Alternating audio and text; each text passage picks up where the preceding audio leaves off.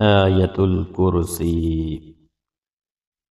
أعوذ بالله من الشيطان الرجيم. بسم الله الرحمن الرحيم. الله لا إله إلا هو الحي القيوم لا تأخذه سنة ولا نوم له ما في السماوات وما في الأرض من ذا الذي يشفع عنده إلا بإذنه يعلم ما بين أيديهم وما خلفهم ولا يحيطون بشيء من علمه إلا